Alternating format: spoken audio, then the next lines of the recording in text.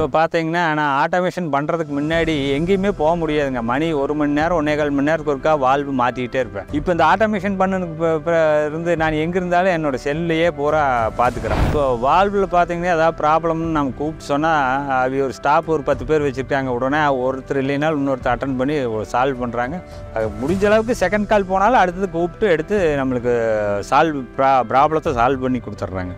மித்ததெல்லாம் solenoid valve இதெல்லாம் வந்து ஒவ்வொரு வால்வுக்கும் ஒவ்வொரு ஒயர் கொண்டு போகிறாங்க. அது சில டைம் டயக்ராமில் ஏதாவது பிரச்சனைனா பைப் உடைக்கிறது இந்த மாதிரி கம்ப்ளைண்ட் வருது. இவங்கிட்ட அந்த கம்ப்ளைண்ட் பைப் உடைக்கிறங்கிற கம்ப்ளைண்ட்டே இல்லை. ஏதோ ஒரு வால்வு ஓப்பனாக இருந்துகிட்டே இருக்குது.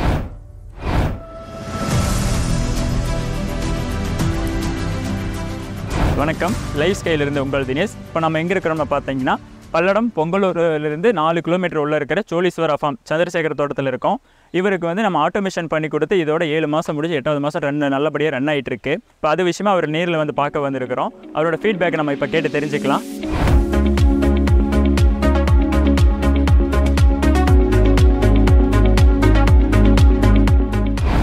வணக்கம் அனைவருக்கும். நான் சந்திரசேகர், சோழீஸ்வரா கோகனட் ஃபார்ம் வச்சுருக்கிறேன். என்னோடய ஊர் வந்து தேவனம்பாளையம், பொங்கலூர், பல்லடம் தாலுக்கா, திருப்பூர் மாவட்டம். எங்களுக்கு வந்து லைஃப் ஸ்கைலிருந்து வந்து போன 2023 11வது மாதத்தில் நான் அந்த வால்வு ஆட்டோமேஷன் பண்ணேன். கடந்த 7 மாதமாக அது போயிட்டுருக்குது, நல்லா இருக்குது. நான் 17 வால்வு பண்ணியிருக்கிறேன். 2 டிரான்ஸ்ஃபார்மர், 2 மோட்டரை அட்டன் டைம் ஓடுற மாதிரி இன்ஸ்டலேஷன் பண்ணி கொடுத்துருக்காங்க. இப்போ பார்த்தீங்கன்னா நான் ஆட்டோமேஷன் பண்ணுறதுக்கு முன்னாடி எங்கேயுமே போக முடியாதுங்க. மணி 1 மணி நேரம் 1.25 மணி நேரத்துக்கு ஒருக்கா வால்வு மாற்றிக்கிட்டே இருப்பேன்.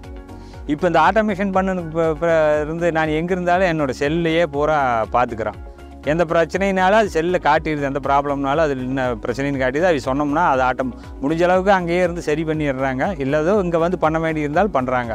கொஞ்சம் சர்வீஸ் மட்டும் குயிக்காக பண்ணிடுறாங்க. ஓரளவுக்கு பரவாயில்ல, ஒன்றும் தப்பில்லை. இப்போ எனக்கு ரொம்ப டைம் வந்து சேவ் ஆகுது. நான் எங்கே இருந்தாலும் தண்ணி காடு பாஞ்சிக்குது, எந்த தொந்தரவும் இல்லை. அதுதான் மெயினாக எனக்கு. எல்லாமே நான் பிஸ்னஸில் இருக்கிற போது நான் இதுக்குன்னு தனியாக ஆள் போட்டு தண்ணி கட்ட முடியல. நானாக தான் எல்லாம் மேற்பார்வை பார்த்துட்டு இருந்தேன். இப்போ இருந்தாலும் நான் எங்கே போனாலும் தண்ணி பாய்றது ஈஸி. எனக்கு ரொம்ப டைம் சேவ் ஆகுது, ரொம்ப ஈஸி. டைமுக்கு நான் அது மாறிடுது. அதனால் வாட்டரும் சேமிப்பு. எல்லா வால்வும் நான் ஒரு நாள் அல்லது ஒரு 25 மணி நேரத்தில் ஒரு சர்க்கிள் வந்துருந்தேன். அந்த மாதிரி டைம் வச்சுருக்கிறேன். சில டைம் 2 ஃபேஸ் 3 ஃபேஸ் மாறி வருது. இருந்தாலும் அந்த டைமில் மாறி கரெக்டாக பாஞ்சிருது, எந்த பிரச்சனையும் இல்லை. இப்போ வால்வில் பார்த்தீங்கன்னா ஏதாவது ப்ராப்ளம்னு நம்ம கூப்பிட்டு சொன்னால் அது ஒரு ஸ்டாஃப் ஒரு 10 பேர் வச்சுருக்காங்க. உடனே ஒருத்தர் இல்லைனாலும் இன்னொருத்தர் அட்டன் பண்ணி சால்வ் பண்ணுறாங்க. பழகிறதும் அப்படி தான். நம்ம ஃப்ரெண்ட்ஸ் மாதிரி, நம்ம ஃபேமிலி மாதிரி பழகிறாங்க. அது முடிஞ்ச அளவுக்கு செகண்ட் கால் போனாலும் அடுத்தது கூப்பிட்டு எடுத்து நம்மளுக்கு ப்ராப்ளத்தை சால்வ் பண்ணி கொடுத்துட்றாங்க. இப்போ பார்த்தீங்கன்னா இப்போ வேறு கம்பெனியெல்லாம் சொலினாய்டு வால்வுன்னு போட்டு கொடுக்குறாங்க. இவி வந்து பட்டர்ஃப்ளை வால்வில் பண்ணுறாங்க. பட்டர்ஃப்ளை வால்வில் வந்து பெருசாக டஸ்ட்டு இதெல்லாம் எதுவுமே அடைக்காது. சொலினாய்டு வால்வு அப்படி இல்லை. அதுதான் டயக்ராம் போச்சுங்கிறாங்க. ஒரு வருஷம் அதை க்ளீன் பண்ணணுங்கிறாங்க. ஃபில்ட்ரு வச்சு க்ளீன் பண்ணி எடுக்கணுங்க. இது நானெல்லாம் எதுவும் பண்ணலை. டைரெக்டாக போர்லேருந்து வருது, அப்படியே தண்ணி நான் தொட்டியில் கூட விட்றதில்ல. நான் டைரெக்ட் பம்பிங், அப்படியே தென்னைமரம் பாஞ்சிட்ருக்குது. எந்த வால்வில் டஸ்ட்டு எது வந்தாலும் அப்படியே ஓப்பன் ஆகி போயிடுது. அப்படி ஏதாவது வால்வில் பிரச்சனைனால சொல்லியிருக்காங்க, ஒரு 4 ஸ்க்ரூ கழட்டினா அது என்னங்கிறத பார்த்துட்டு மறுபடியும் க்ளீன் பண்ணி நாமளே போட்டுக்கலாம். அப்படி இல்லைனாலும் சர்வீஸ்க்கு வந்து பண்ணி கொடுத்துட்டு போயிடுறாங்க. இது ஒரு பெரிய வேலையே இல்லை. ஸ்டார்ட்லேயும் அப்படி தான், அந்த ஆப்பும் அப்படி தான். சொன்னால் ஈஸியாக புரிஞ்சுக்கிற மாதிரி இருக்குது. எது இருந்தாலும் மெசேஜ் வந்துடுது, இந்த காரணம் இன்னதுனால ஸ்டாப் ஆகிருக்குதுன்னு. ஆட்டோமேஷனுங்கிறது ரொம்ப ஈஸியான வேலை. நான் போகாத வேலை செய்கிறது ஆட்டோமேஷன், போயிட்டு வேலை செய்கிறதில்ல ஆட்டோமேஷனு. ரொம்ப ஃப்ரீயாக இருக்கிறேன், டென்ஷன் இல்லாத இருக்கிறேன். கரண்ட் போனாலும் தெரியுது, ஃபீஸ் போனாலும் தெரியுது, மோட்டரை ஏதாவது ஃபால்ட்டில் ஆஃப் ஆனாலும் தெரியுது. எல்லாமே ஈஸியாக பார்த்துக்கிறேன். அவ்வளோதான். இதில் தான் ரொம்ப ஈஸியாக இருக்குது நம்மளுக்கு. இப்போ பார்த்தீங்கன்னா என்னுடைய தோட்டம் வந்து தேவனம்பாளையங்கிற ஊரில் ஒரு கிலோமீட்டர் கிழக்க மேட்டாங்காட்டு தோட்டம்னு பழைய பேர்.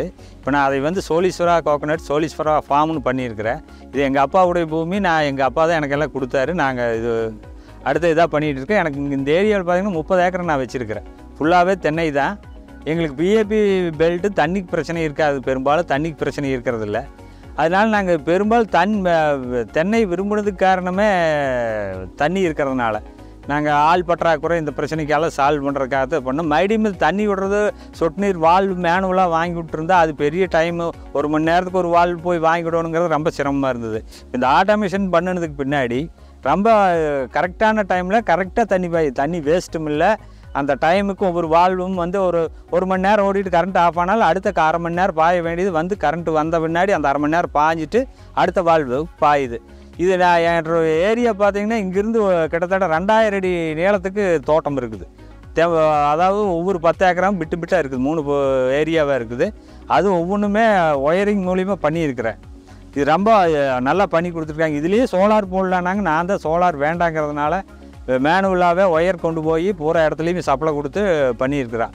ரொம்ப ஈஸியாக நல்லா இருக்குது.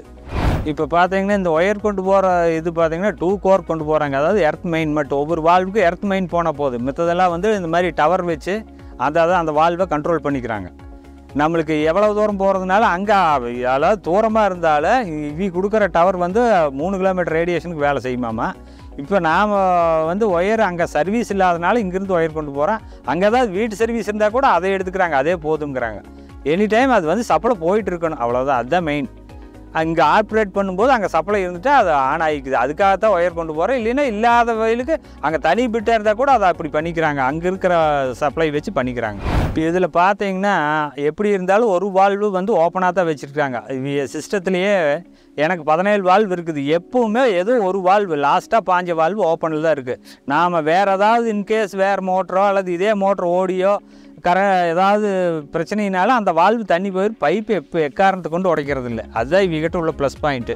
மித்ததெல்லாம் சொலினாய்டு வால்வு இதெல்லாம் வந்து ஒவ்வொரு வால்வுக்கும் ஒவ்வொரு ஒயர் கொண்டு போகிறாங்க. அது சில டைம் டயக்ராமில் ஏதாவது பிரச்சனைனா வால்வு ஓப்பன் ஆகிறது ஒன்றா ப்ரெஷர் ரிலீஸ் வால்வு இல்லை அப்படின்ட்டாக்கா பைப் உடைக்கிறது. இந்த மாதிரி கம்ப்ளைண்ட் வருது. இவங்கிட்ட அந்த கம்ப்ளைண்ட் பைப் உடைக்கிறங்கிற கம்ப்ளைண்ட்டே இல்லை. ஏதோ ஒரு வால்வு ஓப்பனாக இருந்துகிட்டே இருக்குது.